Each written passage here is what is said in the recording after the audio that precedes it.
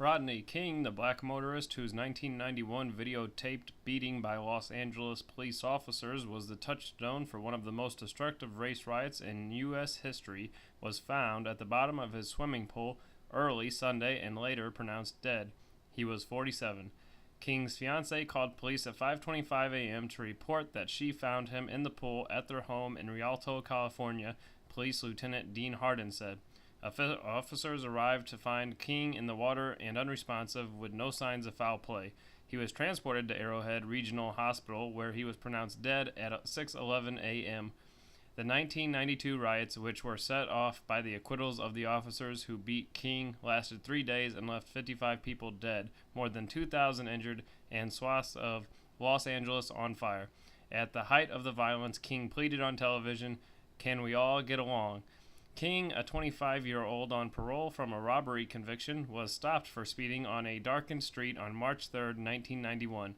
4 Los Angeles police officers hit him more than 50 times with their batons, kicked him, and shot him with stun guns.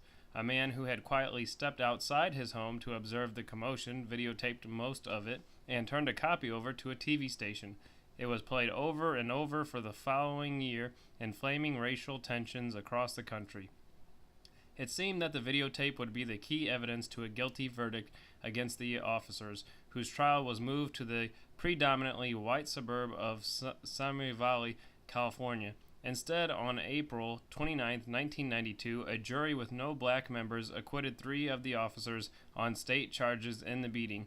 A mistrial was declared for a 4th. Violence erupted immediately, starting in South Los Angeles. Police, seemingly caught off guard, were quickly outnumbered by rioters and retreated. As the uprising spread to the city's Koreatown area, shop owners armed themselves and engaged in running gun battles with looters.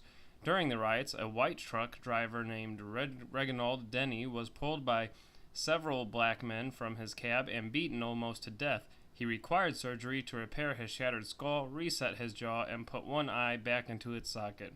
King himself, in his recently published memoir, The Riot Within: My Journey from Rebellion to Redemption, said FBI agents warned him a riot was expected if the officers were acquitted, and urged him to keep a low profile so as not to inflame passions.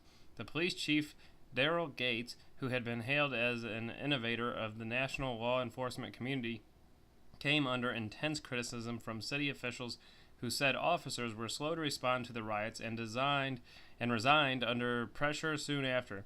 Gates died of cancer in 2010. The 4 officers who beat King, Stacy Kuhn, Theodore Brazino, Timothy Wind, and Lawrence Powell, were indicted in the summer of 1992 on federal civil rights charges. Kuhn and Powell were convicted and sentenced to 2 years in prison, and King was awarded $3.8 million in damages. In the 2 decades after he became the central figure in the riots, King was arrested several times, mostly for alcohol-related crimes, the last in Riverside, California, last July. He later became a record company executive and a reality TV star, appearing on shows such as Celebrity Rehab. In an interview earlier this year with the Associated Press, King said he was a happy man. "America's been good to me after I paid the price and stayed alive through it all," he says. "This part of my life is the easy part now." The San Bernardino County coroner will perform an autopsy on King within 48 hours.